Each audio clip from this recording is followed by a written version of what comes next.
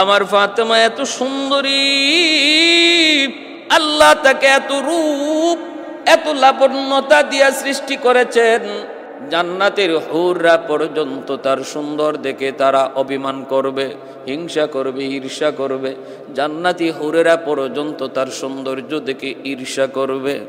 ওই অবস্থায় নবীজি বলতেছেন, মালিক আমার ফাতেমার জন্য কত রাজপুত্র, কত শিল্পপতির ছেলে বিয়ের প্রস্তাব দিয়েছে, আমি কারো কাছে বিয়ে দেই নাই।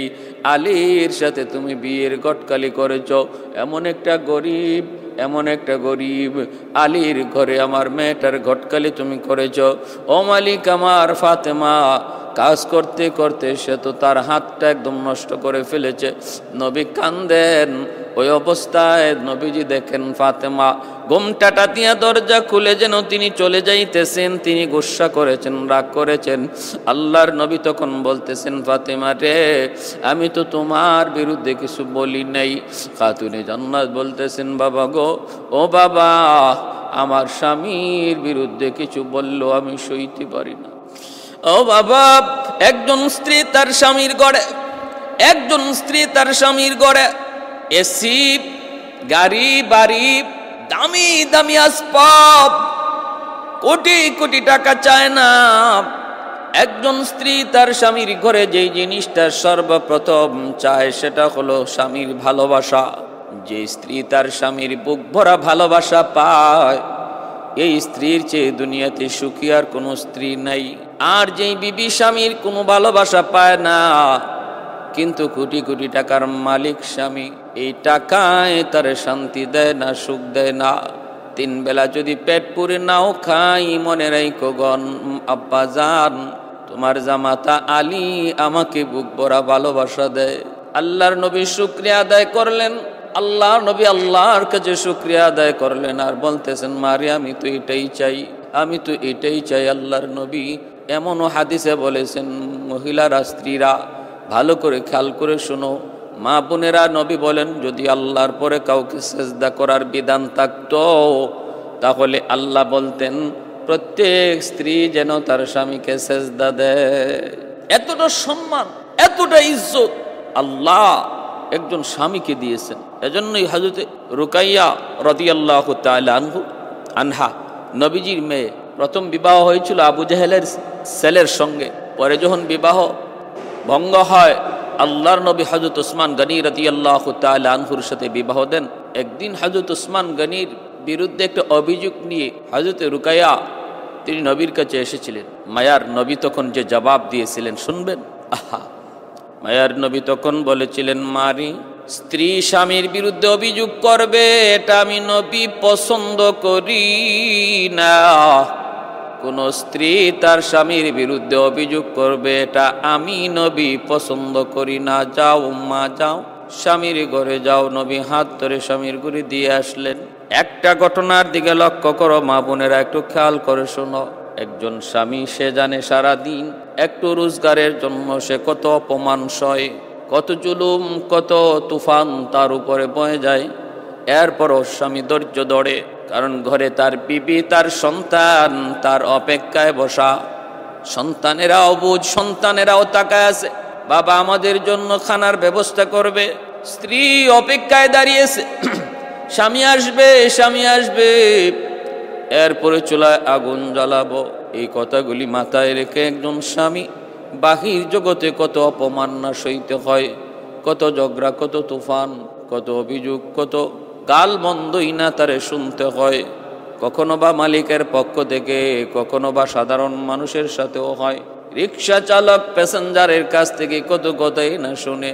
এত কিছু শোনার পরও হজম করে ঘরে যখন ফিরে, মা বোনেরা একটু খেয়াল করে শোনো, আসা মাত্রই তার কাছে তুমি তোমার দাবি দাবা পেশ করো না। লোকটারে একটু বোঝার চেষ্টা করো, হাত পাকা নিয়ে আসো, আনন্দ দাও, আরাম দাও, একটু আরামের ব্যবস্থা করো, একটু পানির ব্যবস্থা করো, ঠান্ডা পানি নিয়ে আসো। তারপর পাশে বসে তারে একটু বাতাস করে একটু পানি পান করি।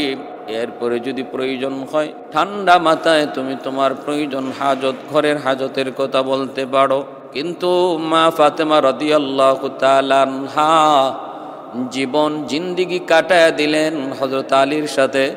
হায়দার আলী তিনি বলেন, ফাতেমা জীবনে কোনো দিন আমার কাছে কোনো দাবি করে নাই, বরং আমি বলেছিলাম ফাতেমা তোমার হাতটা নষ্ট হয়ে যাইতেছে কাজ করে করে, দেখো না নবীর দরবারে যায় কোনো বাদী পাওয়া যায় কিনা, আল্লাহর নবী কোনো একটা বাদী দিয়া তোমাকে সহযোগিতা করেন কিনা। কিন্তু মায়ার নবী যখন এমন বললেন, খাতুনে জান্নাত তিনি তো গোসা করেছেন, রাগ করেছেন, বাবা গো সাহায্য করতে পারবা না সেটা ভিন্ন কথা, কিন্তু আমার স্বামীর বিরুদ্ধে কিছু বইল না।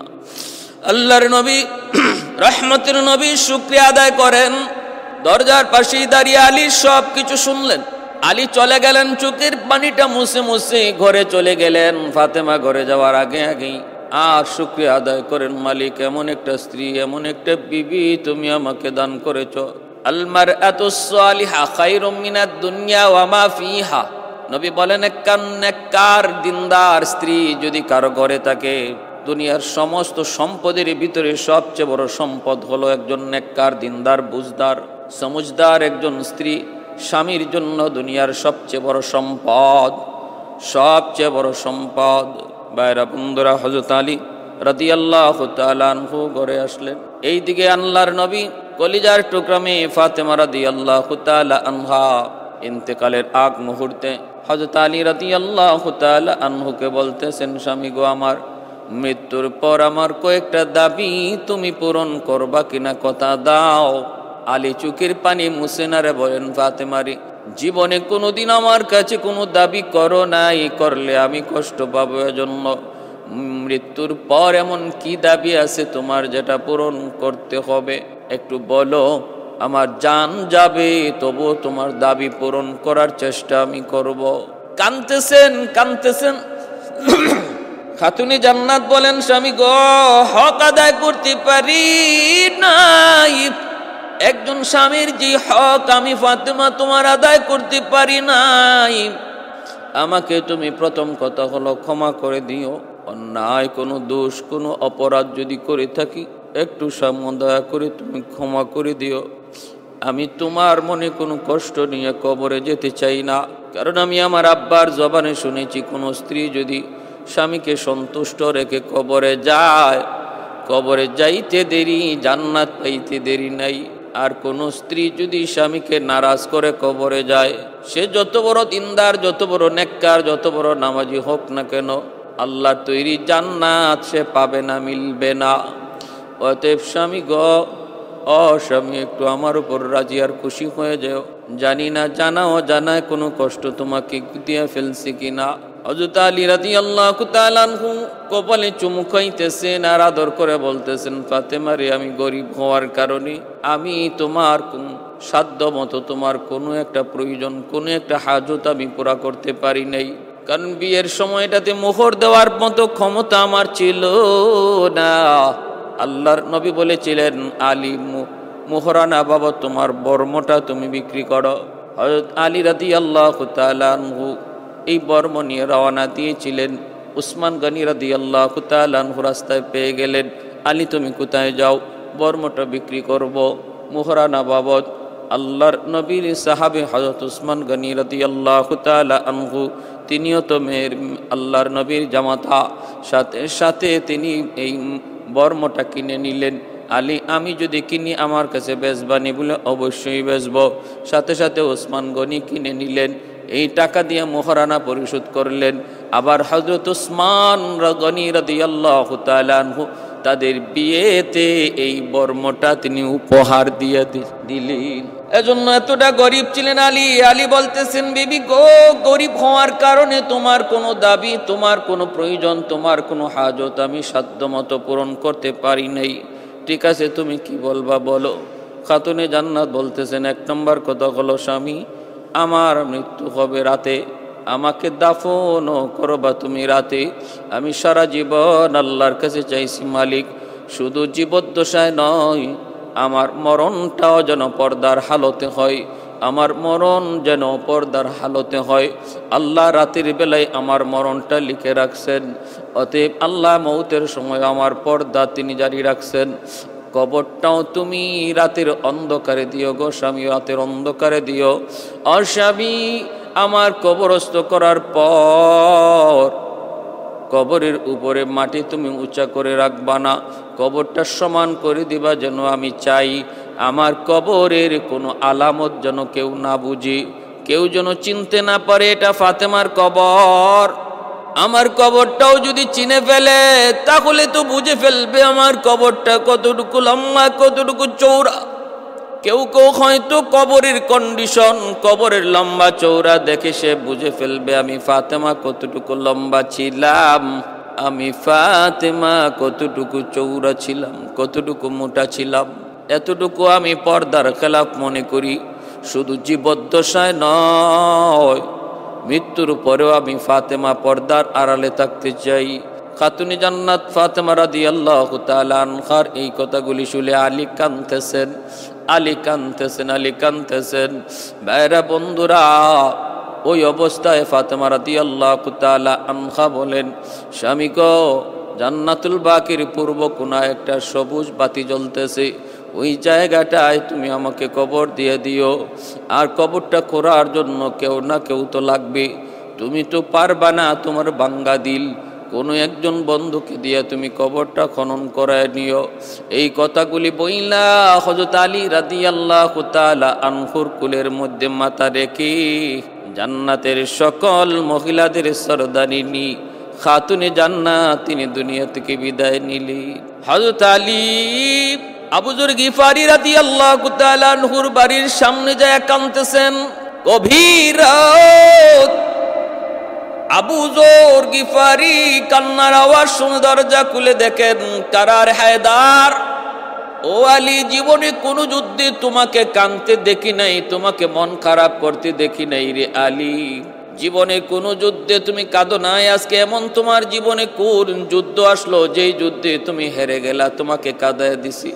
হযরত আলী আবু যর গিফারিকে জড়ায় ধরে বলতেছেন, আবু যর, আজ একটা কবর খনন করা লাগবে। কোথায়? কয় জান্নাতুল বাকিতে। বলে কে মারা গেছে?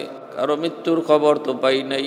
আবু যর গিফারিকে আলী বলেন, আমার হাসান হুসাইনের মা, নবীর কলিজার টুকরা মেয়ে খাতুনে জান্নাত ফাতেমা আজকে ইন্তেকাল করেছে।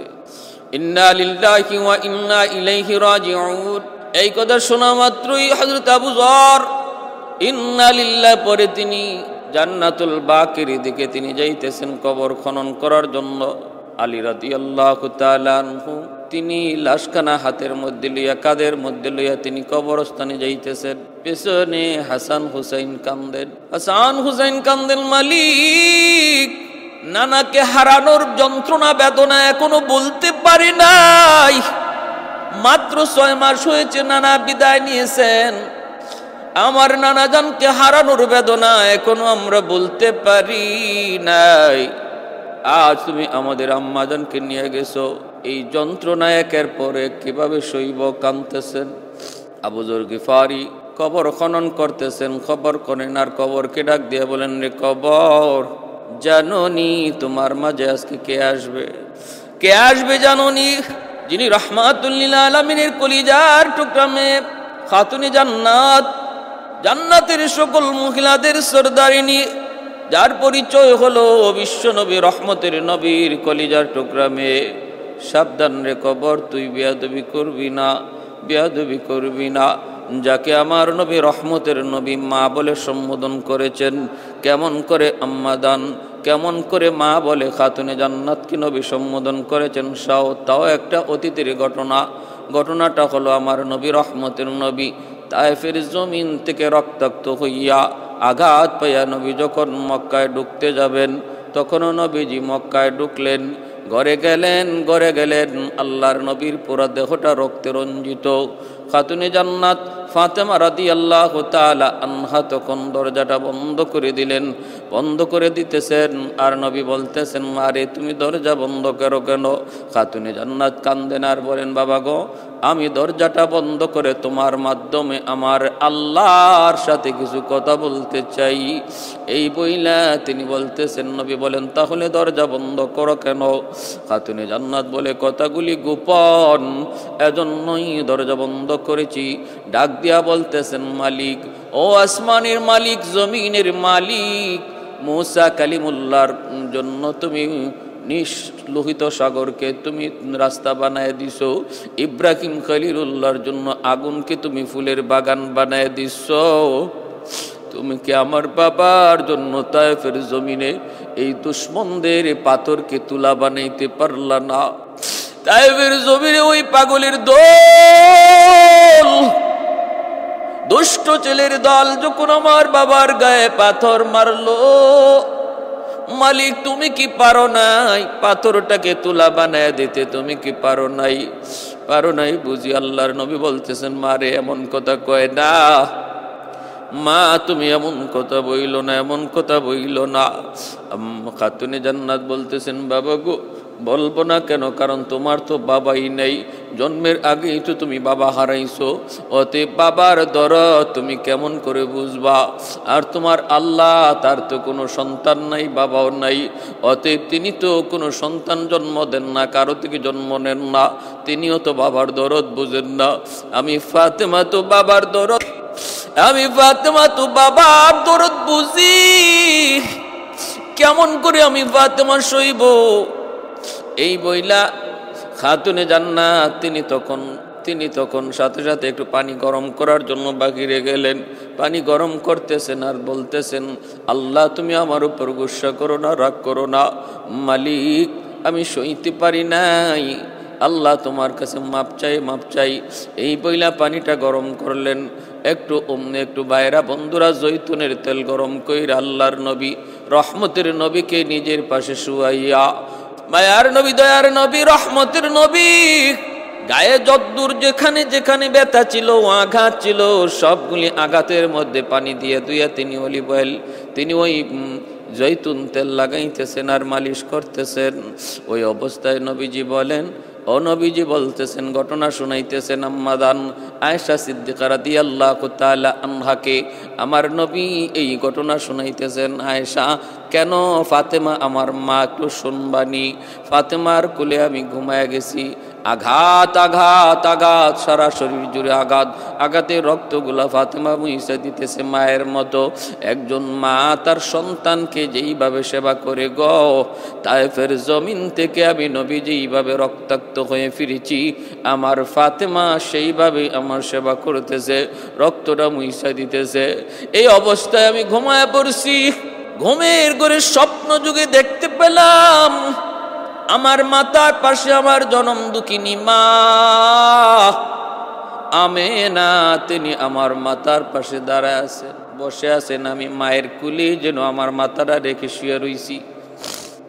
আমি তখন বলতেছি, মারে পাইয়াই, আঙ্গুলটা ধরে বলতেছি, মারে এতদিনে তোমারে পাইছি, মা আমি তোমাকে ছাড়বো না, তুমি আমাকে চাইলে কোথায় গিয়েছিলে সে অল্প বয়সী, মাগো আমি তোমাকে আর ছাড়বো না। আঙ্গুলটা ধরে মা কয়া চিৎকার করে ডাক দিছি। ওই অবস্থায় আমার মেয়ে ফাতেমা আমার কপালে চুমুকাইছে, চোখ থেকে অশ্রু ঝরতেছে, চোখের অশ্রুর পানির ফুটা আমার গালে যখন পড়লো, আমার ঘুম ভেঙে গেল। আমি দেখতেছি আমার মেয়ে ফাতেমা কাঁদতেছে। আমি বলতেছি, মারে তুমি কি সারা জীবনই কানবা? সারা জীবনই শুধু কানবা?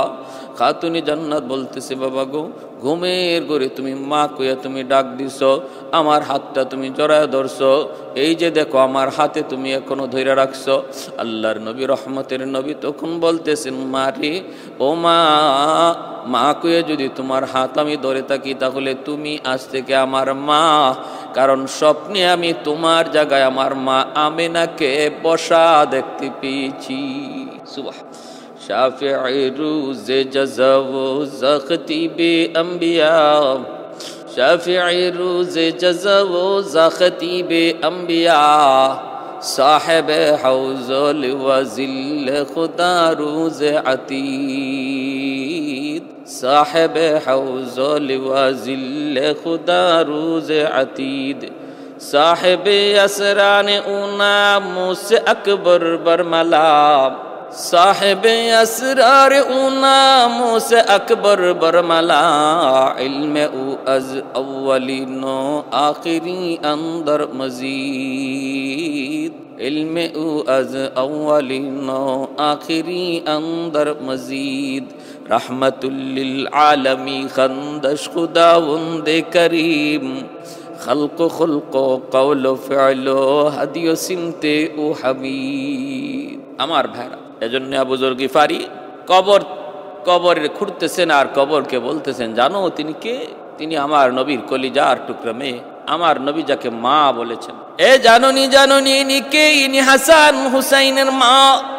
রে কবর, বেয়াদবি করবি না, যে হাসান হুসাইন একদিকে ক্ষুধার্ত থাকতো, তারপরও ফাতেমার কাছে কোনো ভিক্ষুক যদি আসতো ভিক্ষুককে আগে দিত। এতটা দিল ছিল তার। আল্লাহর নবী, রহমতের নবী, মায়ার নবী মসজিদে নববীতে তিনি বসা। একটা ভিক্ষুক আসলো নবীর কাছে, আইসা সওয়াল করলো। আল্লাহ বলেন, ওয়া আম্মাস সাইলা ফালা তানহার। বন্ধু, কোন সাইল যখন সওয়াল করে তারে ধমক দিও না, ধমক দিয়া তারায়া দিও না। সাধ্য অনুযায়ী তারে সাহায্য করো, না পারলে বুঝের সাথে তারে বলো। আল্লাহর নবী তালাশ করে দেখেন ভিক্ষুককে দেওয়ার মতো কিছুই নাই। নবী বলতেছেন, আমার কাছে কিছুই নাই। ওই যে আমার মেয়ের ঘর, ফাতেমার ঘর, তুমি ফাতেমার কাছে একটু যাও। আমার মন বলে ফাতেমা তোমাকে কিছু দিয়ে সাহায্য করবে। অথচ নবী জানতেন ফাতেমার ঘরেও কিছু নাই, কারণ নবীর ঘরে যখন কিছু নাই, ফাতেমার ঘরে কিছু নাই, নবীর ঘরে কিছু নাই, আবু বকরের ঘরে কিছু নাই, নবীর ঘরে কিছু নাই, উমরের ঘরে কিছু নাই। আমার নবীর ঘরে কিছু থাকতো, ফাতেমার ঘরেও থাকতো, আবু বকর উমরের ঘরেও থাকতো। আল্লাহর নবী ভিক্ষুককে দেখায় দিলেন।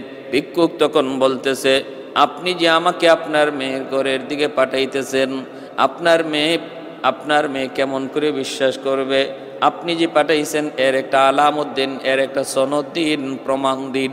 আল্লাহর নবী তখন বলতেছেন, যাও রে আমার সালমান ফারসি রাদিয়াল্লাহু তাআলা আনহু, সাহাবায়ে কেরামের ভিতরে সবচেয়ে বেশি হায়াত পেয়েছিলেন, লম্বা হায়াত, 350 বছর হায়াত পেয়েছিলেন। 120 বছর বয়সে সালমান ফারসি তিনি কালেমা পড়ে মুসলমান হয়েছিলেন। আল্লাহর নবী তখন এই বয়স্ক সাহাবী হযরত সালমান ফারসি রাদিয়াল্লাহু তাআলা আনহুকে বলতেছেন, সালমান, ভিক্ষুকের সাথে তুমি যাও, যেন তোমাকে দেখে আমার ফাতেমা বুঝে ফেলে আমি তারে পাঠাইছি। সালমান ফারসি ভিক্ষুককে নিয়ে খাতুনে জান্নাত মা ফাতেমা রাদিয়াল্লাহু তাআলা আনহার দরজার সামনে তিনি আয়েশা ডাক দিলেন, মা ফাতেমা, নবী পাঠাইছেন একজন ভিক্ষুক, করে কিছু আছে কিনা একটু ভিক্ষুককে দিয়ে সাহায্য করো। সালমান ফারসি রাদিয়াল্লাহু তাআলা আনহুর কণ্ঠ শোনার পর সাথে সাথে খাতুনে জান্নাত বুঝে ফেলেছেন, আমার আব্বা জান ভিক্ষুকরে পাঠাইছেন। আর ভিক্ষুকও কত চালাকের চালাক, কয় আমি নিজে একা যাব না, একজন সাক্ষী দিয়া দেন, দলিল দেন, প্রমাণ দেন। আমাদের দেশেও এমন কিছু চালাক ভিক্ষুক আছে। তানভীর রহমতুল্লাহি আলাইহির কিতাবে এরকম একটা কিচ্ছা বললাম। এক ভিক্ষুক বাদশার সামনে গেছে, গিয়া ভিক্ষা চাইছে। বাদশা বলতেছে, আমার কাছে দেওয়ার কিছু নাই, আল্লাহর কাছে চাও। তখন ভিক্ষুক বলছে, ঠিক আছে, চলে গেছে। কিছুদূর গিয়া ভিক্ষুক আবার ফিরত আসছে, আইসা বলতেছে, যাহাবো না, আল্লাহর কাছে চাইছিলাম, আল্লাহ বলছেন যে আল্লাহ নাকি সম্পদ আপনার কাছে জমা রাখছেন, এখান থেকে আমার নিতে বলছেন। বাদশায় কই, বাপরি বাপ, ভিক্ষুক তো আমার চেয়ে ডাবল চালাক। এরকমই একটা ভিক্ষুক চালাকি করে, বুদ্ধি করে সালমান ফারসিকে সাথে নিয়ে গেল। হযরত সালমান ফারসি রাদিয়াল্লাহু তাআলা আনহু যখন মা ফাতেমা রাদিয়াল্লাহু তাআলা আনহার কাছে এই কথা বললেন, খাতুনে জান্নাত পুরা ঘর তালাশ করলেন, ভিক্ষুককে দেওয়ার মতো কিছুই পেলেন না। একটা চাদর, ওনার ব্যবহৃত একটা চাদর, ওই চাদরখানা বের করে সালমান ফারসি রাদিয়াল্লাহু তাআলা আনহুর হাতে দিয়া বলতেছেন, আমার ঘরে কিছুই নাই দেবার মতো, আছে শুধু এই ব্যবহৃত চাদরটা দেওয়ার উপযুক্ত। এই চাদরটা ওই যে একজন ইহুদির বাড়ি, সে একজন বড় ধনী মানুষ, তার কাছে এই চাদরটা বন্ধক রেখে কিছু নিয়ে আসেন, যা দিয়া ভিক্ষুককে বিদায় করা যায়। সালমান ফারসি রাদিয়াল্লাহু তাআলা আনহু এই চাদরখানা নিয়ে তিনি পাশে ইহুদির এক বাড়িতে গেলেন। ওই ইহুদি বড় ধনী মানুষ ছিল, ধনাঢ্য মানুষ। ডাক দিলেন, ইহুদি বের হলো। বের হওয়ার পর তিনি বলতেছেন, এই চাদরখানা বন্ধক রাখুন, আর চাদরটা বন্ধক রেখে এর বিনিময়ে কিছু দিন। যা দিয়া ভিক্ষুককে বিদায় করা যায়। সুবহানাল্লাহ, আল্লাহু আকবার। কি পরিমাণ উদারতা ছিল, কি পরিমাণ দানশীলতার গুণ তাদের মধ্যে ছিল। আল্লাহ বলে, বান্দা মনে রাখো, দান করলে সম্পদ কমে না। ইয়ামহাকুল্লাহু রিবা ওয়া ইউরবিস সাদাকা, সম্পদ কমে সুদ খাইলে, আর দান করলে আল্লাহ সম্পদ বাড়ায় দেয়। ইহুদি এই চাদরখানা সাথে নিয়ে ভিতরে চলে গেল। বেশ কিছুক্ষণ পর চাদর হাতে নিয়ে যখন সালমান ফার্সির সামনে আসলো, তখন তারা তাকায় দেখেন ইহুদির মাথা থেকে গোসলের পানি পড়তেছে।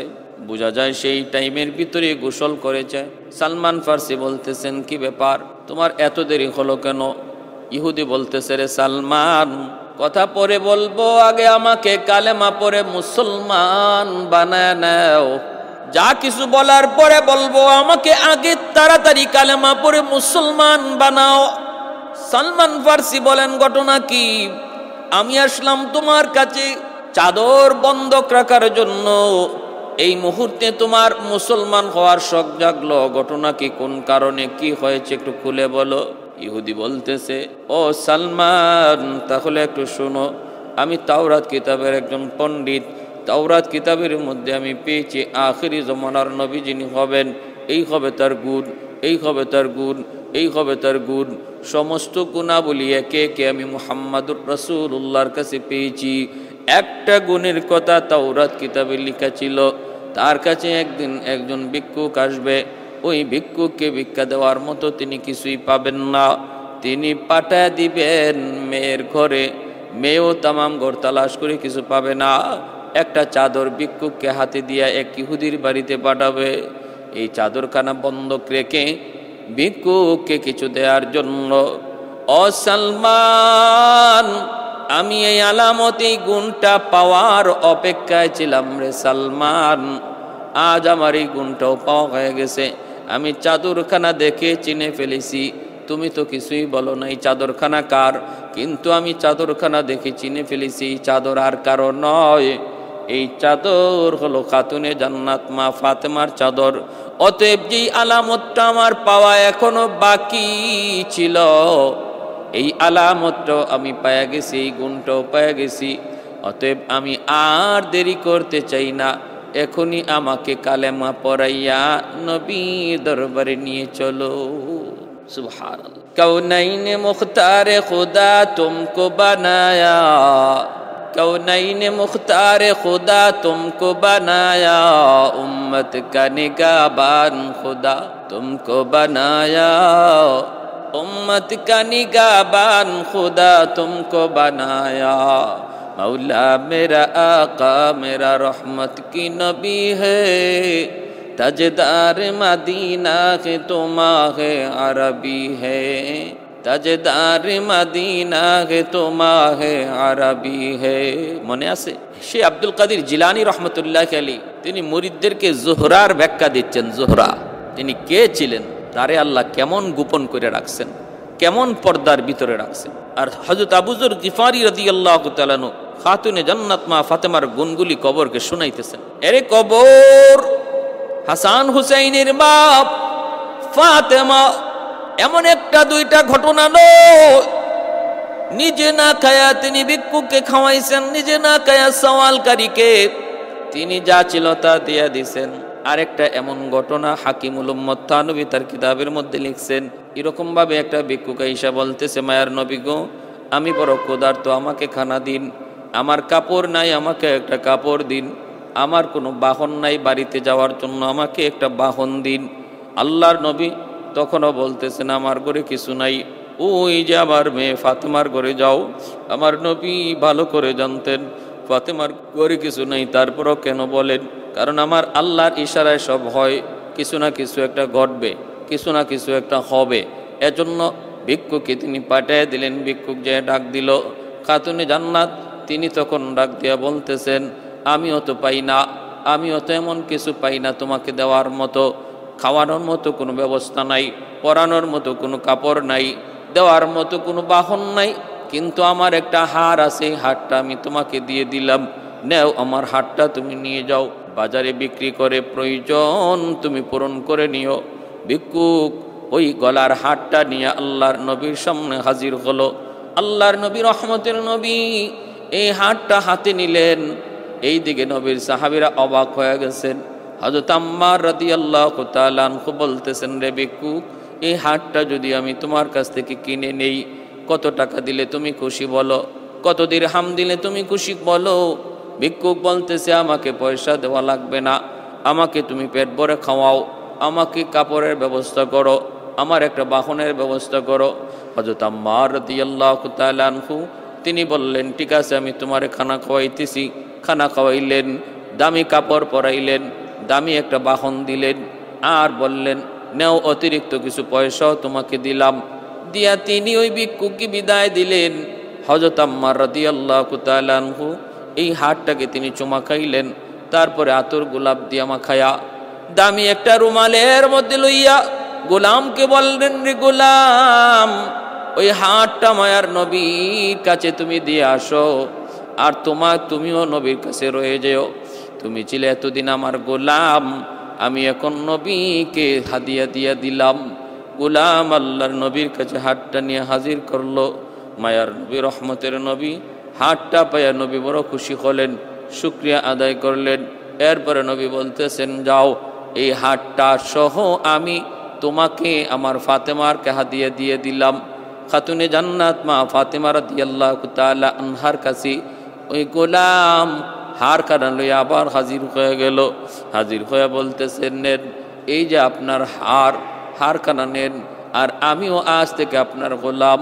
খাতুনে জান্নাত মা ফাতেমা রাদিয়াল্লাহু তাআলা আনহা এই দৃশ্য দেখার পর এতটাই শুকরিয়া আদায় করলেন, এতটা খুশি হলেন, মায়ের দেওয়া হার তিনি এইবার আবার ফেরত পেয়ে গেলেন।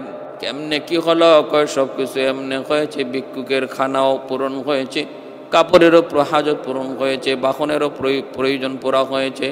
হযরত আম্মার তিনি তাকে ব্যবস্থা করেছেন। আমি ছিলাম আম্মারের গোলাম, তিনি আমাকে সহ আপনার কাছে পাঠিয়ে দিয়েছেন, নবীর কাছে পাঠাইছেন, নবী আপনার কাছে পাঠিয়ে দিয়েছেন। খাতুনে জান্নাত রুমালের হাতটা গ্রহণ কইরা খুশিতে তিনি বলতেছেন, আমি আজ থেকে তোমাকে আজাদ করে দিলাম, আর তোমাকে গোলামি করা লাগবে না। সাথে সাথে গোলাম সেজদায় পড়ে আল্লাহর দরবারে শুকরিয়া আদায় করে আর হাতুড়ে বলতেছে, মালিক, এটা কেমন এক হার, যেই হার ভিক্ষুককে খানা খাওয়াইলো, কাপড় পরাইলো, বাহন দিল, আবার যেই হার আমার মতো একটা গোলামকে আজাদ করলো, আবার তার প্রকৃত মালিকের হাতে আবার পৌঁছে গেল। এ কেমন কুদরতি হার, কেমন কুদরতি হার। এই বইলা গোলাম আল্লাহর দরবারে শুকরিয়া আদায় করলো। এজন্য আবু যর গিফারি বলতেছেন, রে কবর, সাবধান, তুই খাতুনে জান্নাতের সাথে বেয়াদবি করবি না, বেয়াদবি করবি না। হঠাৎ করে পিছন থেকে একটা আওয়াজ আসলো। আওয়াজটা মূলত খাতুনে জান্নাতের জন্য নয়, এটা আমাদের জন্য, আমাদের জন্য। এরে আবু যর, কে কার মেয়ে, কে কার মা, কে কার স্ত্রী, আমি সেটা বুঝি না, আমি সেটা চিনি না। আমি চিনি কার আমল কত ভালো। যার আমল যত ভালো আমি তার জন্য জান্নাতের টুকরা, আর যার আমল যত খারাপ আমি তার জন্য জাহান্নামের কুণ্ড। কারণ নবী বলেছেন, আল কবরু রাউযাতুম মিন রিয়াযিল জান্নাহ আও হুফরাতুম মিন হুফারিন নার। আমার ভাইরা বন্ধুরা, বদর উহুদ যুদ্ধের পর মক্কার কাফিররা এতটাই অনুশোচনার মধ্যে পড়লো, অনুতপ্ত হলো যে হায়, আমরা মুসলমানদের কিছুই করতে পারলাম না। বদর আর উহুদের যুদ্ধের পর মুসলমানদের শক্তি দিন দিন বাড়তে লাগলো, কাফিরদের শক্তি দিন দিন কমতে লাগলো। ওই অবস্থায় মক্কার কাফিরদের লিডার আবু সুফিয়ান যত কুফফার রয়েছে সমস্ত কুফফারদের সাথে মিলিত হইয়া সম্মিলিতভাবে মদিনা আক্রমণ করার গভীর এক ষড়যন্ত্র করলো। আবু সুফিয়ান বলতেছে, এই মুহূর্তে যদি আমরা মুহাম্মদকে থামায়া না দেই, তাহলে অদূর ভবিষ্যতে আর আমরা মুসলমানদের সাথে পারবো না। এখনই সময়, কারণ দিন যত যায় মুসলমানের শক্তি তত বাড়ে। এ ভাই, যত কাফির কুফফার ছিল সমস্ত কাফির কুফফারকে এক করে 10,000 সশস্ত্র বাহিনী তৈরি করে আবু সুফিয়ানের নেতৃত্বে মদিনা হামলা করার জন্য তারা একত্রিত হইল। আল্লাহর নবী খবর পেয়ে গেলেন এই কাফেলার মধ্যে বিশ্ববিখ্যাত এক পহলওয়ান যার নাম হলো আমর। এই আমরও আসতেছে, সে নাকি কাবা ধরে শপথ করেছে আমি মুহাম্মদকে হত্যা না করা পর্যন্ত আমি পানি পান করব না। বিশাল বড় এক পাহলওয়ান যার নাম ছিল আমর, দানবের মতো প্রতিদিন 40 থেকে 50 কেজি খাবার খাইত।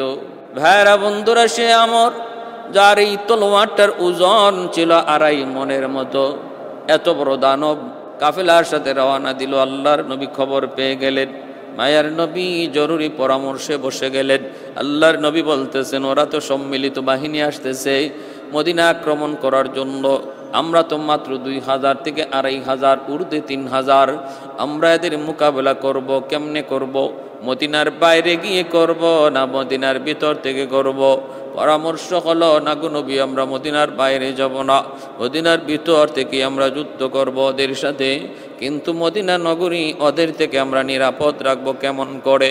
সালমান ফারসি রাদিয়াল্লাহু তাআলা আনহুর পরামর্শে তিনি বলতেছেন, নবী গো, মদিনা শরীফ তো 3 দিক দিয়ে আবদ্ধ, 3 দিক দিয়ে মদিনা থেকে বের হওয়ার কোনো রাস্তা নাই, ঢুকবার কোনো রাস্তা নাই, একটা দিক দিয়েই শুধু মদিনা ঢুকতে হয়। এই রাস্তাটা এইবার আমরা কি করে নেই, পরীক্ষা খনন করে নেই। এই রাস্তাটা আমরা এই একটা গর্ত খনি নেই, এমন একটা গর্ত করব যেই গর্তরা পার হতে পারবে না, কোনোভাবেই গর্ত পার হতে পারবে না, তখনই আমাদের উদ্দেশ্য হাসিল হয়ে যাবে, আমরা তো ওদেরকে মদিনায় ঢুকতে দিতে দেব না। এই পরামর্শ আল্লাহর নবী গ্রহণ করে নিলেন। তাহলে কি করা যায়? সম্মিলিত বাহিনীর মোকাবেলার জন্য আল্লাহর নবী সাহাবায়ে কেরামদেরকে নিয়ে ওই গর্ত খনন করা, পরীক্ষা খনন করার কাজে লিপ্ত হলেন। ভাইরা বন্ধুরা, পরীক্ষাটা খনন করেছেন 3 দিন যাবৎ, আর লম্বা ছিল 5.5 কিলোমিটার লম্বা, 4.5 কিলোমিটার হলো, 4.5 কিলোমিটার হয়েছিল গভীর, আর 9 কিলোমিটার ছিল চওড়া। এত বড় একটা পরীক্ষা তারা খনন করলেন কয়দিনে? বলে 6 দিনে। আল্লাহর নবী নিজেও পরীক্ষা খননে লিপ্ত ছিলেন। ক্ষুধার যন্ত্রণা, পেটে ক্ষুধা, তড়িৎ গতিতে করা লাগবে কাজ। সম্মিলিত বাহিনী রওনা দিয়া দিছে। আল্লাহর নবী, রহমতের নবী, মদিনা শরীফে তখন অনেকটা অভাবও চলছিল। পরীক্ষা খনন করেন, প্রায় 1500 সাহাবায়ে কেরামকে নিয়ে আল্লাহর নবী পরীক্ষা খনন কাজে লিপ্ত হয়ে গেছেন। নবী পেটে পাথর বেঁধেও তিনি কাম করতেছেন, সাহাবীরাও পেটে পাথর বেঁধে কাম করতেছেন, পেটের ক্ষুধা যেন অনুভব না হয়। হযরত জাবের রাদিয়াল্লাহু তাআলা আনহু দেখতেছেন আমার নবী তিনি দাঁড়াইতে পারেন না, ক্ষুধার যন্ত্রণায় নবী দাঁড়াইতে পারেন না। জাবের দৌড় দিয়া চলে গেলেন বিবির কাছে, যায় বলতেছেন, বিবি গো, ঘরে কোনো খানা আসেনি গো, আমার নবী তো দাঁড়াইতে পারেন না পেটের ক্ষুধায়। বিবি বলতেছে, কিছু রুটি ব্যবস্থা করা যাবে, আর একটা বকরি আছে, বকরিটা জবাই করো, 4-5 জনে হয়তো খানা খাওয়া যাবে। হযরত জাবের রাদিয়াল্লাহু তাআলা আনহু বকরিটা জবাই করে মায়ার নবীর কাছে আইসা কানে কানে বলতেছেন, ওগো নবীজি, আজ দুপুর বেলা জাবেরের বাড়িতে আপনার দাওয়াত। আল্লাহর নবী, রহমতের নবী, তিনি দাওয়াত কবুল করেছেন, কিন্তু একা একা নবী কেমন করে দাওয়াত খাইতে যান? কারণ নবীর সাথে 1500 সাহাবী, তারাও তো প্রচন্ড ক্ষুধার্ত। আমার নবী তো রহমতের নবী, দয়ার নবী, পাথরের উপরে উইটা নবী বলতেছেন, সাহাবীরা রে, সবাই আমরা ক্ষুধার্ত, আজ দুপুর বেলা তোমাদের ভাই জাবের তোমাদের সবাইকে তার বাড়িতে দাওয়াত করেছে। সুবহানাল্লাহ। হযরত জাবের রাদিয়াল্লাহু তাআলা আনহুর চোখগুলো বড় বড় হয়ে গেছে, অবাক হয়ে গেছেন। হায় হায়, আমি বললাম নবীকে আপনার দাওয়াত, আর নবী দয়ার নবী 1500 সাহাবীর দাওয়াত দিয়ে দিছেন, এখন 4-5 জনের খাবার 1500 মানুষ কেমন করে খাবে? টেনশন হওয়ার কথা কি না?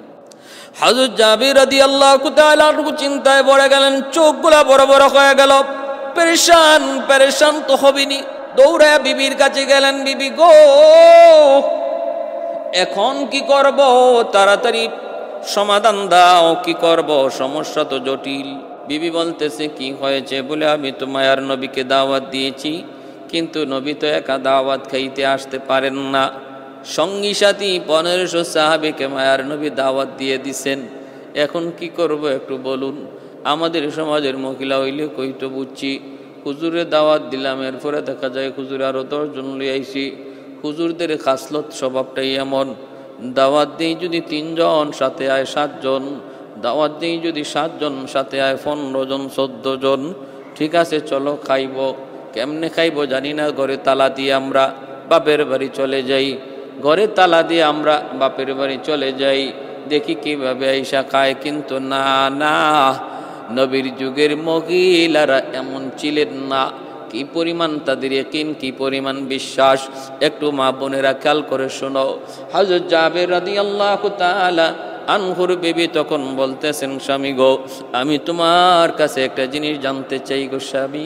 বলো না তুমি। জাবের বলো না, মায়ার নবীকে দাওয়াত দিয়েছে কে? জাবের বলেন, দাওয়াত দিয়েছি আমি। কয় এরপরে ওই 1500 সাহাবীকে দাওয়াত দিয়েছে কে? হযরত জাবের বলেন, 1500 সাহাবীকে দাওয়াত আমি দেই নাই, দাওয়াত দিয়েছেন মায়ার নবী। এই বলা মাত্রই জাবেরের স্ত্রী ডাক দিয়া বলেন, শুকুর, আমার মালিকের দরবারে হাজারো শুকুর। আমাদের কোনো টেনশন নাই গো স্বামী, কোনো টেনশন নাই। কারণ যদি 1500 সাহাবীকে আমার নবী দাওয়াত দিয়া থাকেন, আমাদের কোনো টেনশন নাই। পবিত্র নবীর জবানের পবিত্র জবানের কথা কেমন করে আল্লাহ রক্ষা করবে সেটা আল্লাহ বুঝবে। বন্ধুর কথার ইজ্জত কেমনে রাখবে সেটা বন্ধু জানবে। আমাদের কোনো টেনশন নাই। দাওয়াত যদি তুমি দিতা তাহলে ছিল টেনশন নাই। যাও আল্লাহর নবীকে নিয়ে আসো। কেমন বুঝটা আল্লাহ তাকে দিছেন। একজন মহিলা হয়ে আমার নবীর কথার উপরে কি পরিমাণ তার ইয়াকিন, কি পরিমাণ তার বিশ্বাস। লা ইউমিনু আহাদুকুম হাত্তা আকুনা আহাব্বা ইলাইহি মিন ওয়ালিদিহি ওয়া ওয়ালাদিহি ওয়ান নাসি আজমাইন। আমার ভাইরা বন্ধুরা, এবার একটু মনোযোগ খেয়াল করে মনোযোগ দিয়ে শুনুন। হযরত জাবের রাদিয়াল্লাহু তাআলা আনহু তিনি তো চলে গেলেন আল্লাহর নবীকে আনার জন্য। যায় দেখেন মায়ার নবীর সাথে কাফেলা বহুত বড়, 1500 সাহাবীর কাফেলা রওনা দিয়ে দিলেন বাড়ির দিকে। জাবের যাইতেছেন আর মনে মনে টেনশন, শুধু আল্লাহর কাছে দোয়া করতেছেন। বহুত বড় টেনশন মালিক। রওনা দিলাম 1500 তোমার নবীর সাহাবীদের নিয়া, কিন্তু আমার ঘরে খানা আছে মাত্র 4 থেকে 5 জনের। ব্যবস্থা কেমন করে হবে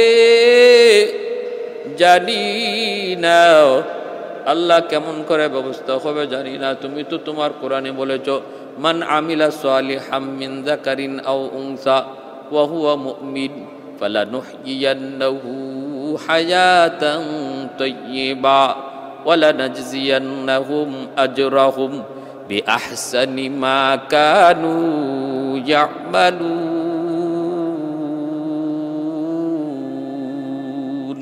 তুমি তো বলেছো যে ইমানের সাথে আমল করবে, নেক আমল করবে, দুনিয়াতে তার হায়াতের জিন্দেগি, পবিত্র হায়াতের জিন্দেগি তুমি তারে দান করবে, তারে রিজিকের মধ্যে তুমি বরকত দিবে। আল্লাহ তুমি আজকে বরকতের ব্যবস্থা কইরো। এবার মায়ার নবী, রহমতের নবী জাবেরের হালত দেখে ডাক দিলেন, জাবের কাছে আসো।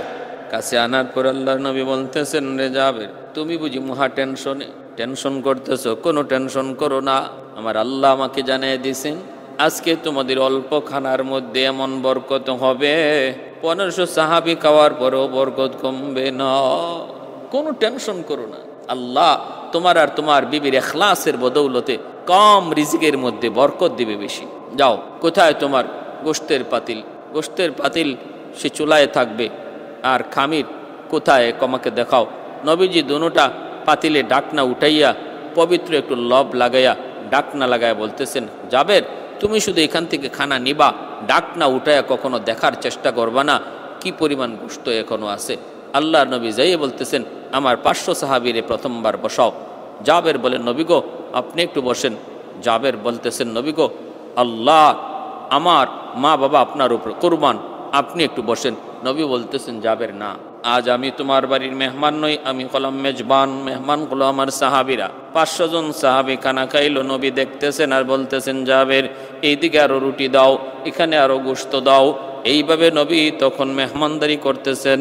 500 সাহাবি পেট বইরা খানা খাওয়া শেষ, আরো 500কে নবী বসাইলেন। এই 500 জন নবী খানা খাওয়াইলেন। এরপরে 500 জন বসাইলেন, এই 500 জনকেও খানা খাওয়াইলেন। 3 বেচে 1,500 সাহাবীর খানা শেষ। হযরত জাবের রাদিয়াল্লাহু তাআলা আনহু টেনশনে পড়ে গেলেন। 4 জনের খাবার খাইলো 1,500 মানুষ। হায়, এখনো এই পাতিলে খানা আসেনি না নাই জানি না। আমার মায়ার নবী, রহমতের নবী এখনো খানা খান নাই। হায়, যদি পাতিলে খানা না থাকে রে, আমার তো খানা কোনো না কোনোভাবে ব্যবস্থা করতে হবে। জাবের আর ধৈর্য ধরতে পারলেন না, দৌড় দিয়ে তিনি পাতিলের কাছে চলে গেলেন। যায় তিনি ডাকটা উঠায় ফেললেন। নবী নিষেধ করলেন, রে জাবের,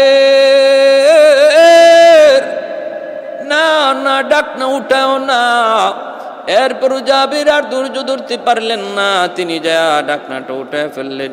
ডাকনাটা উঠানো মাত্র আল্লাহর নবী বলতেছেন, রে জাবের, কি করলা তুমি, কি করলা? জাবের তাকায় দেখেন পাতিলের মধ্যে শুরুতে যেই পরিমাণ গোশত ছিল, এখনো সেই পরিমাণ গোশত আছে, 1 জাররা পরিমাণ গোশত কমে নাই। নবী বলতেছেন, জাবের, যদি তুমি আজকে এই ডাকনা না উঠাইতা, তাহলে মদিনার সমস্ত মানুষকে যদি খানা খাওয়ানো হইতো, তোমার খানা বিন্দু পরিমাণ কমতো না। বাইরা বন্ধুরা, 1500 সাহাবী নিয়ে মায়ার নবী খন্দক পরিখা খনন করলেন। সম্মিলিত বাহিনী আবু সুফিয়ানের নেতৃত্বে মদিনার কাছাকাছি চলে আসলো। বিশ্ববিখ্যাত পাহলওয়ান আমরকে লইয়া আইসাই তারা দেখে বিশাল বড় একটা পরিখা। এই পরিখা তারা গোড়ার উপরে সর হইয়া কেমনে পাড়ি দিবে, সম্ভব না। পারে কিনারায় তারা অবস্থান করলো। পরিখার ওই পারে নবী, নবীর সাহাবীরা, আর ওই পারে হলো সম্মিলিত কাফেরদের বাহিনী। পাথর নিক্ষেপ শুরু হলো, তীর মারা শুরু হলো। পার হওয়ার মতো অবস্থা নাই। ওই অবস্থায় মক্কার সম্মিলিত কাফির বাহিনী তারা ওখানেই কোনো রকম তাবু বানায় অবস্থান করলো। আর হাতের দ্বারাই ঢিল চোরাচুরি হইতেছে, তীর মারা হইতেছে। আল্লাহর নবী, রহমতের নবী, সাহাবায়ে কেরামদেরকে নিয়ে ওই পরিখার পারে তিনি নবী নিজে দাঁড়ানো। এখান থেকেই যুদ্ধ চলছে। ভাইরা বন্ধুরা, দিন যায় রাত যায়, একদিন 2 দিন নয়, প্রায় 6 সপ্তাহ চলে গেল। 6 সপ্তাহ চলে গেল। এইদিকে কাফেররা, মক্কার সম্মিলিত বাহিনী 10,000 মানুষ, প্রতিদিন খানার প্রয়োজন, আবার পানির প্রয়োজন, আবার তাদের জন্য হাজতের প্রয়োজন। একদিন 2 দিন নয়, প্রায় মাসের উপরে যখন চলে গেল, ওদের রসদপত্র ফুরায় গেল, পানি ফুরায় গেল, অভাব আস্তে আস্তে বাড়তে লাগলো। চিন্তায় পড়ে গেল, কই হায়, এখন কি করব? এই অবস্থায় আমরা আর কতদিন থাকবো? আমরা আর কতদিন এই অবস্থায় থাকবো? ওই অবস্থায় যে বিশ্ববিখ্যাত পাহলওয়ান আমর, সে কয়, আমি আর পারলাম না, যে কোনো মূল্যে আমি পরীক্ষা পার হয়ে যাব। এই বইলা সে কিছু সঙ্গী সাথী নিয়া টেকে সে ঘোড়া চালাইয়া একটা দিক দিয়ে পার হয়ে গেল। হইয়ে ডাকতে শুরু করল, রে মুসলমানের দল, আসুনি এমন কেউ, আমি আমরের তলোয়ারের সামনে আসবা। আসুনি এমন কেউ যে তার মাকে বিধবা, মাকে এতিম বানাইবা, মাকে সন্তান হারা বানাইবা, সন্তানকে এতিম বানাইবা, স্ত্রীকে বিধবা বানাইবা, এমন কেউ আসুক কি?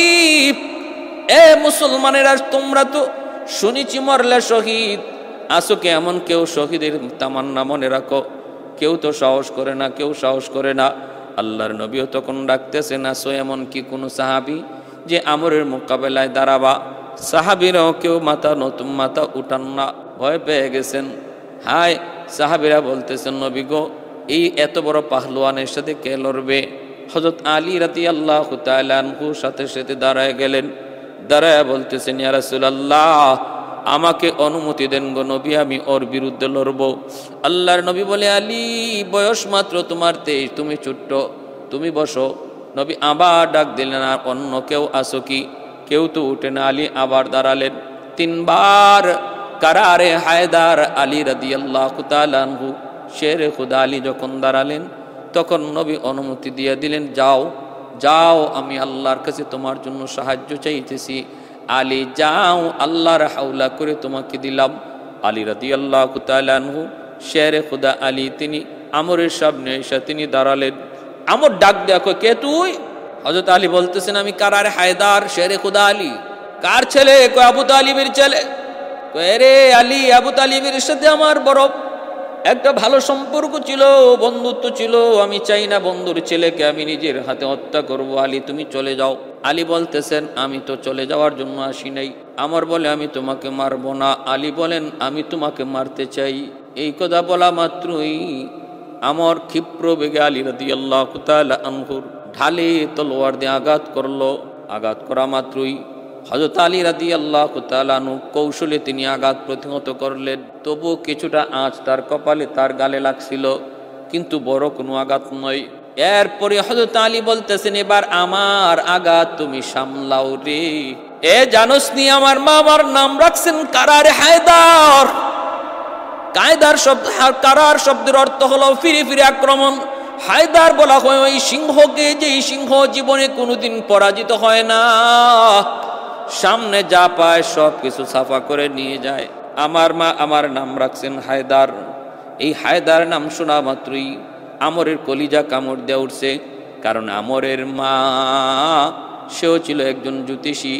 আমরের মা বলেছিল, রে বাবা, তোর নাম রাখলাম আমর, বিশ্ববিখ্যাত পহলওয়ান হবে, কেউ তোর সাথে পারবে না। কিন্তু আমি মা জ্যোতিষী বিদ্যা পড়ে যা বুঝলাম, হায়দার নামে এক ব্যক্তির সাথে তোমার পরাজয় হবে এবং তার হাতে তোমার মৃত্যু হবে। যদি কোনো দিন তুমি বুঝো আর জানো যে হায়দার নামে কেউ সামনে এসেছে, আমি মা বললাম তার সামনে তুমি যেও না, কারণ আমি জ্যোতিষী বিদ্যা পড়ে যা বুঝলাম তুমি তার হাতে হত্যা হবে। হায়দার নাম শোনা মাত্র আমরের ভয় অন্তরে জাগলো। আলী রাদিয়াল্লাহু তাআলা আর সারেন নাই, ক্ষিপ্র বেগে আঘাত করলেন। ইতিহাসের পাতায় এর চেয়ে বড় আক্রমণ পৃথিবীতে আর কোনোদিন হয় নাই, আর হবেও না। এত বড় আঘাত, এত বড় হামলা, ঢালটা দ্বিখণ্ডিত হয়েছে। এমনকি তার মাথা থেকে একদম পা পর্যন্ত পুরা বডিটারে একদম দুই ভাগ করে ফেলেছেন হযরত আলী রাদিয়াল্লাহু তাআলা আনহু।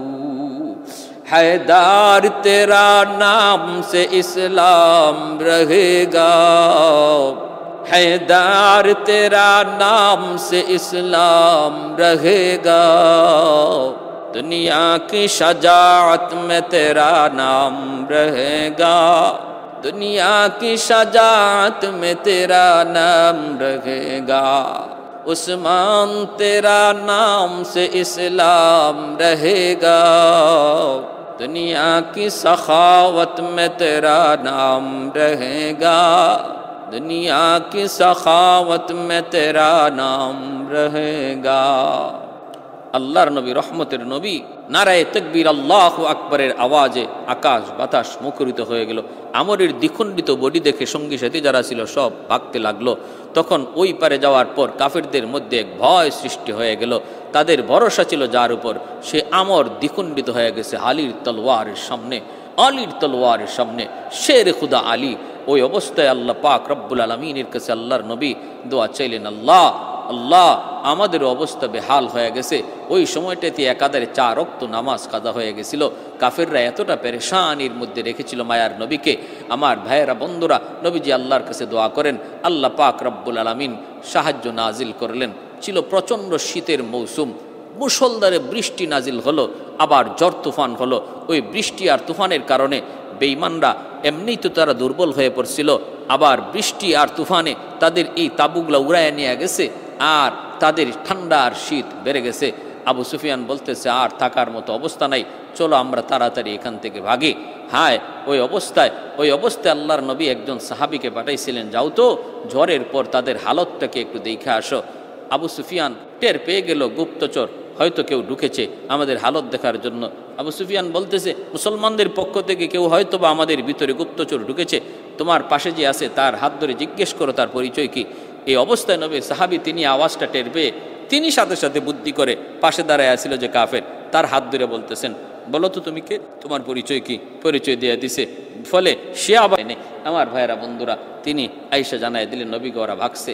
আল্লাহর নবী, রহমতের নবী, যায় দেখেন সম্মিলিত বাহিনী পরাস্ত হলো এবং তারা এখান থেকে অত্যন্ত অত্যন্ত অত্যন্ত কষ্ট নিয়ে, অপমানজনক পরাজয় বরণ করে তারা এখান থেকে বিদায় নিয়ে এলো। আল্লাহ নবী সাহাবায়ে কেরামদেরকে নিয়ে মদিনায় ঢুকলেন। নবীজি তিনি বর্ম খুলে ফেলবেন, জিব্রাইল আমিন বলতেছে, নবী গো যুদ্ধের বর্ম আপনি খুলে ফেলতেছেন, আমি জিব্রাইল কিন্তু এখনো খুলি নাই। বলে কেন? কই যে ইহুদিদের বস্তি, বেঈমান ইহুদি বনু কুরাইজা, ওদের সাথে যুদ্ধ করা লাগে। কারণ এই বনু কুরাইজা ইহুদি গোত্রের সাথে আল্লাহর নবীর সন্ধি ছিল। মদিনার পাশেই ইহুদি একটা গোত্র বনু কুরাইজা, ওদের সাথে সন্ধি ছিল যে মদিনা যদি দুশমনের দ্বারা আক্রান্ত হয় আমরা সম্মিলিতভাবে দেশ রক্ষা করব, ধর্ম যার যার দেশ সবার। কিন্তু ওই ইহুদিরা এই সন্ধি তারা ভঙ্গ করেছে, গাদ্দারি করেছে, সম্মিলিত বাহিনীর সাথে যোগ দিছে। এজন্য জিব্রাইল বলেন এদের প্রতিশোধ না নিয়া আমি যুদ্ধের বর্ম খোলা যাবে না। আল্লাহর নবী রহমতের নবী সাহাবায়ে কেরামদেরকে নিয়ে তখন রওনা দিলেন বনু কুরাইজা দখল করার জন্য। নবী সেখানে গেলেন, যায় দেখেন বিশাল এক ফটক, বিশাল এক দরজা, তাদের ভিতরে ঢোকার মতো অবস্থান নাই। আল্লাহ নবী বাহির থেকে সাহাবায়ে কেরামদেরকে নিয়ে অবস্থান করলেন, আর বাহির থেকে সমস্ত খাদ্যদ্রব্য পানি এগুলা ভিতরে প্রবেশ করা বন্ধ করে দিলেন, ওদের খাবার ভিতরে প্রবেশ করা বন্ধ করে দিলেন। 21 দিন পর্যন্ত বনু কুরাইজাকে আল্লাহর নবী যখন অবরুদ্ধ করে রাখলেন তাদের এই গাদ্দারির কারণে, তখন তারা ভিতর থেকে নিরুপায় হয়ে বলতেছে যে আমরা আপনার মদিনার আউস গোত্রের লিডার আবু লুবাবার সাথে একটু পরামর্শ করতে চাই, একটু সুযোগ দেন। কারণ আউস গোত্রের সাথে ইহুদি বনু কুরাইজার একটা সম্পর্ক আগে থেকেই ভালো ছিল। এজন্য এরা চাইল যে আউস গোত্রের আবু লুবাবার সাথে তারা একটু পরামর্শ করবে। এইদিকে আল্লাহর নবী রহমতের নবীর সিদ্ধান্ত, নবীজি এদেরকে ছাড় দিবেন না। আল্লাহরও সিদ্ধান্ত, জিব্রাইলও শুনাইছেন এই গাদ্দারদেরকে ছাড় দেওয়া যাবে না, এদেরকে হত্যা করতে হবে। আবু লুবাবাকে আল্লাহ নবী পাঠাইলেন, যাও ওরা তোমাকে ডাকতেছে। তিনি ভিতরে গেলেন, বনু কুরাইজার কাফির ইহুদিরা বলতেছে আমাদের ব্যাপারে সিদ্ধান্ত কি মুহাম্মদের? আমরা যে আত্মসমর্পণ করি আমরা কি ক্ষমা পাবো? আবু লুবাবা মুখে কোনো জবাব না দিয়া হাতটা গর্দানের মধ্যে রেখে এইভাবে দেখাইলেন, অর্থাৎ বুঝাইলেন তোমাদের গর্দান আলাদা করা হবে। এতে ইহুদিরা বুঝে ফেললো যে আমরা আত্মসমর্পণ করলেও আমরা বাঁচতে পারবো না, বাঁচার কোনো পথ নাই। আবু লুবাবা মদিনায় চলে আসলেন, কিন্তু তিনি অনুতপ্ত হলেন, হায় আমি তো খেয়ানত করেছি, নবী আমাদেরকে পাঠাইছিলেন আমানতদারির সাথে, কিন্তু আমি তো গোপন কথা জানাই দিছি। হযরত আবু লুবাবা মসজিদে নববীর এই খাম্বার সঙ্গে এসে হাতটা বাঁধলেন, হাত বাইদা বলতেছেন আমি বহুত বড় খাইন, বহুত বড় খেয়ানত করেছি, আমি অন্যায় করেছি, আমাকে যদি আমার আল্লাহ ক্ষমা না করে আমি কখনো এই হাত খুলবো না। তোমরা আত্মীয় স্বজনকে বলতেছেন আমার সাথে কেউ আসো না গো, আমি বহুত বড় অন্যায় করেছি, আমার হাত তোমরা কেউ খুলবা না, পানি পান করাইবা না, খানা খাওয়াইবা না। আল্লাহর নবী রহমতের নবী দয়ার নবী তিনি তো ওই জায়গায় তাদেরকে অবরোধ করে আছেন। সব কিছু বন্ধ করে দেওয়ার পর যখন ইহুদিরা বুঝলো আর কোনো উপায় নাই, ওই অবস্থায় ইহুদিরা বলল আমরা আপনার সাহাবী আউস গোত্রের লিডার সাদ ইবনে মুআজ, তিনি যা বলেন সেটাই আমরা মেনে নিব, আপনি মানেন কিনা? নবী বললেন আমিও মানি। সাদ ইবনে মুআজ তোমাদের ব্যাপারে যে সিদ্ধান্ত দিবে সেটাই ফাইনাল। ওদের ধারণা ছিল সাদ ইবনে মুআজ তাদের ব্যাপারে একটু রহম করবে, একটু দয়া করবে, কারণ আউস গোত্রের সাথে তাদের পূর্বদিনের বন্ধুত্ব। সাদ ইবনে মুআজ আহত ছিলেন, মদিনা থেকে তারে আনা হলো। আল্লাহ নবী রহমতের নবী বলেন সাদ তোমাকে ওরা সালিশি মানছে, বিচারক মানছে, তুমি বিচার করো। সাদ ইবনে মুআজ রাদিয়াল্লাহু তাআলা আনহু তিনি বিচার করবেন। বিচার করতে যায় তিনি ভাবতেছেন আমি বন্ধুত্বের কথা চিন্তা করে কোনো লাভ নাই, ন্যায় বিচার যদি না করি আমি কখন মারা যাই ঠিক নাই। ন্যায় বিচার হলো আল্লাহর কোরআনের বিধান, তাওরাতের বিধান, তাওরাত কিতাবের বিধানটা ওনার জানা। কেউ যদি গাদ্দারি করে তার শাস্তি হলো মৃত্যুদণ্ড। এজন্যই সাদ ইবনে মুআজ তিনি রায় দিয়া দিলেন যারা যুদ্ধে অংশগ্রহণ করেছে সম্মিলিত বাহিনীর সাথে ওদের সবাইকে হত্যা করা হবে, নারী শিশুদেরকে বন্দী করা হবে, মালগুলাকে জব্দ করা হবে। সিদ্ধান্ত দেওয়া মাত্র ইহুদিদের মধ্যে কান্নার রোল পড়ে গেল। আল্লাহর নবী রহমতের নবী বলতেছেন এখন আর কোনো পথ নাই, তোমরা যারা বিচারক মানছো তার কথাই সঠিক। ইহুদিরা তখন বলতেছে সাদ তো দেখা যায় আমাদের তাওরাতের সিদ্ধান্তই শুনাইছে, বিচার তো ন্যায় বিচারই হয়েছে, এটাই ছিল আমাদের প্রাপ্য। ইহুদি লিডাররা পর্যন্ত বলছে যে তাওরাত কিতাবেরও এই বিধানই এই আইনই। তারা এরকম কথা বলছিল ইয়া আইয়ুহান নাস লা বা'সা বিআমরিল্লাহ, যে এই সাদ ইবনে মুআজ যে আদেশ দিয়েছে, যে রায় দিয়েছে, এটা আল্লাহরই আইন, আল্লাহরই রায়। 400 জন পুরুষকে হত্যা করা হলো, নারী শিশুদেরকে বন্দী করা হলো। বনু কুরাইজা মুসলমানের দখলে আসলো। আমার ভাইয়েরা, বন্ধুরা, এইভাবে ইহুদিরা সর্বযুগে মুসলমানদের সাথে গাদ্দারি করেছে, সর্বযুগে। আর নবীজি রহমই করে চলেছেন, রহমই করেছেন। খায়বারেও তারা ছিল, আল্লাহর নবী রহম করে তাদেরকে জায়গায় থাকতে দিছেন। কত বড় গাদ্দারি করেছে খায়বারের ইহুদিরা, নবী সেখানেও তাদেরকে থাকতে দিয়েছেন, শুধু ট্যাক্স নিছেন। এরপরেও একের পর এক জ্বালা যন্ত্রণা তাদের ছিলই। শেষ পর্যায়ে হযরত ওমর ফারুক রাদিয়াল্লাহু তাআলা শাসন আমলে জাজিরাতুল আরব থেকে, আরব সীমান্ত থেকে ইহুদিদেরকে তিনি বের করে দিয়েছিলেন। কারণ এরা কুত্তার লেজের মতো, এটাতে ঘি দিয়া মাখাইলেও সুদা হয় না। যত অনুনয় বিনয় আর দরদার দয়ানবী দেখাইছেন, কোনো মূল্য তারা দেয় নাই। যার কারণে হযরত ওমর এদেরকে আরব বিশ্ব থেকে বের করেছিলেন। আর বীরত্ব দেখাইছিলেন হায়দার, কারারে হায়দার, শেরে খুদা হযরত আলী রাদিয়াল্লাহু তাআলা আনহু। এজন্য আমরা সর্বদা দ্বীনের জন্য প্রস্তুত থাকব। আল্লাহর দ্বীন বড়, আমার জীবন বড় নয়। ঈমান বড়, আমার জীবন বড় নয়। আল্লাহ আমাদের সবাইকে ঈমানের জন্য, দ্বীনের জন্য সর্বদা প্রস্তুত থাকার তৌফিক আল্লাহ দান করুন। সবাই বলি আমিন। ওয়া আখির